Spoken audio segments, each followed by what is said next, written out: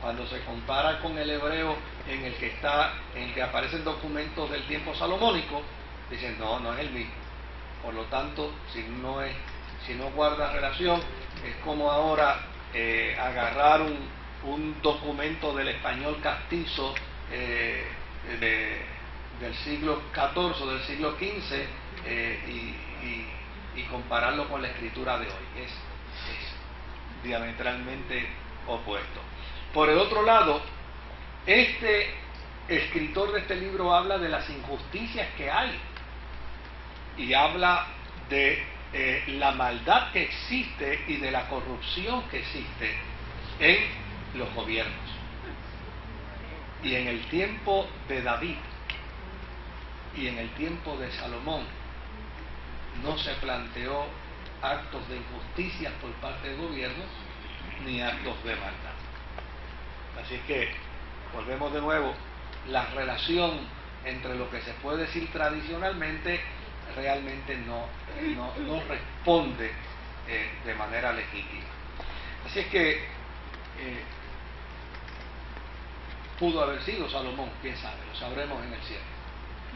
Pero a fin de cuentas se entiende por parte de los que fechan los documentos bíblicos que Eclesiastés fue escrito más o menos entre el año 330 antes de Cristo hasta el año 220, 210. Hay quienes inclusive lo llevan hasta el año 200 antes de Cristo.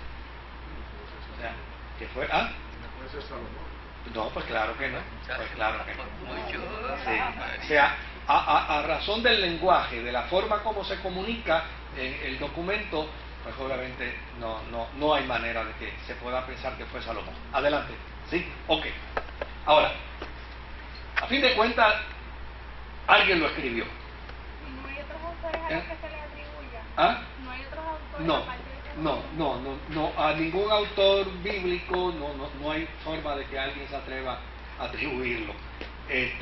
Por el otro lado, claro, hay teólogos que van a plantear que fue Salomón. Por ejemplo, hay un teólogo que se llama Gleason Hasher, que es un teólogo fundamentalista y tiene una serie de planteamientos que si quieren, la semana que viene hablamos un poquito de Hasher, Gleason Hasher, y él hace una serie de planteamientos contundentísimos, ¿no? Pero, desde luego, una voz en el desierto frente a un montón de teólogos que dicen, mira, esta es la evidencia. Ahora, lo que sí es cierto, ¿Qué dicen los hebreos? ¿ah? Los Los judíos tradicionalmente lo plantean y obviamente la razón por la que se dice que es Salomón es porque tradicionalmente Israel dice que es Salomón, por ejemplo, en algunas facciones. Pero desde luego Israel, al contrario a lo que nosotros pensamos, un judío no necesariamente tiene que ser la autoridad del texto bíblico antiguo testamentario. Si fueran los expertos reconocerían que Jesús es el Mesías. ¿Se dan cuenta? O sea, a veces nosotros tenemos la tendencia, ¿no? Yo tengo mucho respeto, tengo mucha admiración por el pueblo judío, por el pueblo de Israel, y ustedes me han visto aquí defendiéndolo frente a algunos ataques que yo creo que son injustos. Pero por el otro lado, yo entiendo que cualquier judío en este momento que quiera hablar de salvación tiene que encontrarse con Jesucristo, punto. O sea, porque el judío no se salva, tiene que encontrarse con Jesús. Ahora, eso no quita el hecho de que Dios es un Dios que cumple sus pactos, que cumple sus promesas, y que hizo pactos, hizo promesas con Israel, y obviamente esos pactos y esas promesas las tiene hacia Israel. Sí, por aquí David me trae la Biblia de Estudios de MacArthur, que es una Biblia moderna, y desde luego él plantea, MacArthur es de los que afirma y cree, como Hasher, que Salomón es el autor. Desde luego, pues entonces tiene que llevar el documento al año 931, bastante arriba. Pero vienen O sea, estos teólogos no solamente ponen su fecha, ellos se escriben cartas, se hacen planteamientos, van a simposios. No olviden que esta gente vive de eso, pasan la vida dentro de ello, ¿no?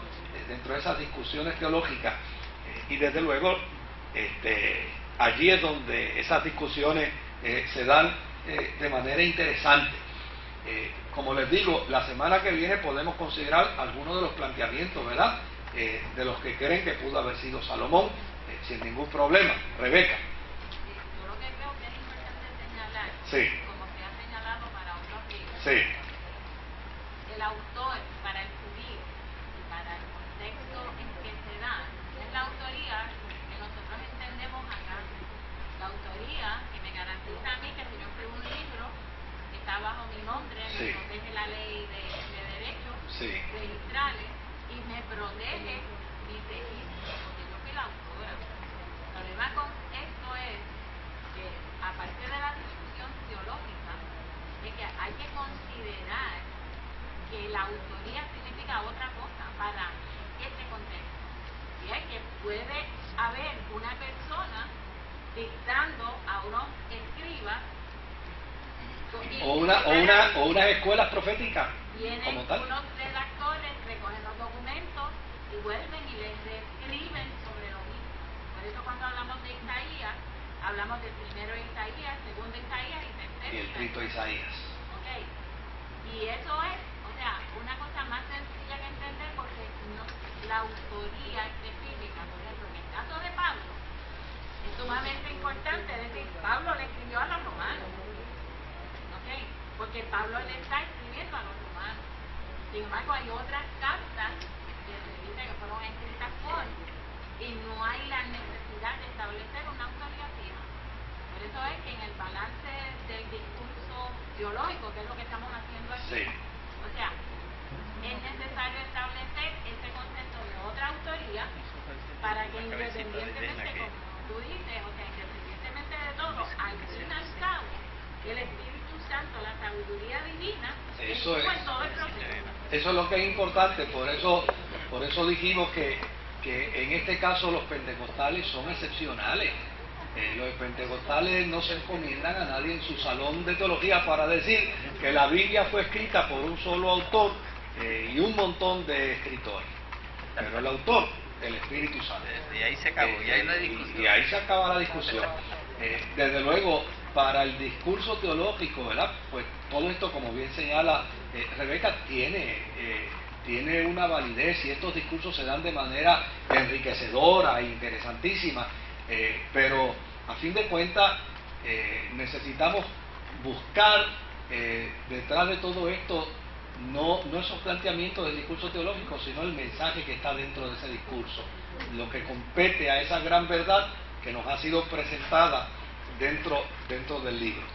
Mire qué cosa interesante. En la introducción dijimos que para el autor, para el Coelet, para el predicador, lo importante es, dentro de este documento de sabiduría, proveerle a los hombres de unas verdades fundamentales para una vida mejor.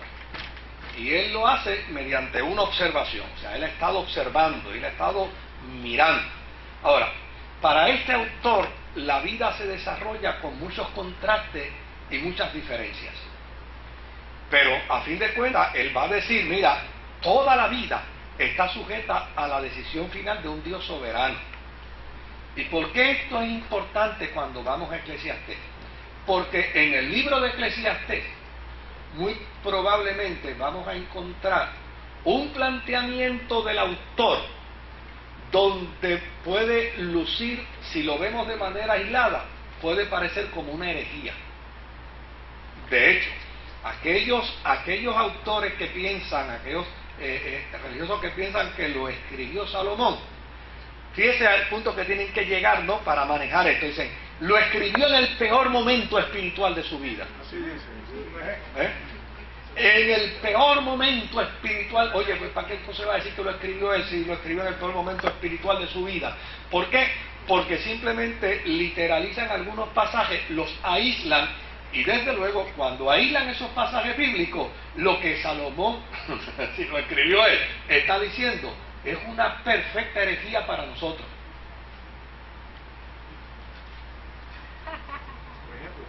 No, los vamos a ver, vamos a ver. Muchos de esos ejemplos los vamos a ver en el proceso. Ahora, lo que es importante es ver lo que dice el autor por un lado, y sobre ese mismo tema, cómo termina el autor con su planteamiento, porque acuérdese que lo que él hace es dar sabiduría mediante observación. Yo, el predicador, he estado observando a los hombres, y he estado observando a los seres humanos, y he observado a las mujeres, y he observado a los gobiernos, y he observado a las instituciones, y llego a la siguiente conclusión: todo es una vanidad de los seres humanos. Y creo que es una vanidad por esto y por esto. Y lo presenta dentro de la observación. Pero cuando va a invocar la sabiduría, muchas veces lo que dijo dentro de la observación es diametralmente opuesto a lo que va a plantear en la sabiduría. Por lo tanto, el libro de Eclesiastés no puede ser interpretado a manera de textos aislados. Por el otro lado, el autor de Eclesiastés, una de las cosas que va a decir es, mire, los hombres pueden brincar, los hombres pueden saltar, los hombres pueden llegar a las decisiones que quieran, los hombres pueden hacer como quieran, pero al final, la última palabra la tiene el Dios soberano. Y eso es parte de su tesis. Por ejemplo, vamos a dar algunos ejemplos. En el capítulo 2 y en el versículo 24, él dice: no hay mayor felicidad para el hombre que comer y beber.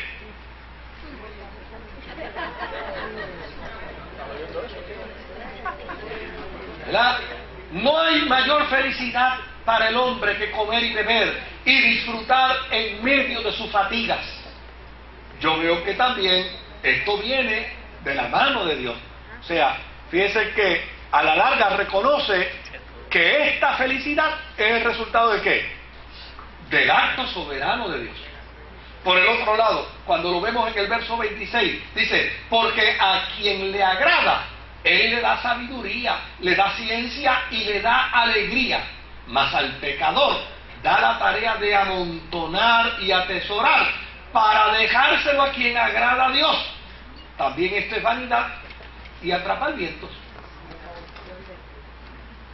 Por el otro lado, si lo vemos en el capítulo 3 y en el versículo 13, dice él: y que todo hombre coma y beba y disfrute bien en medio de su fatiga.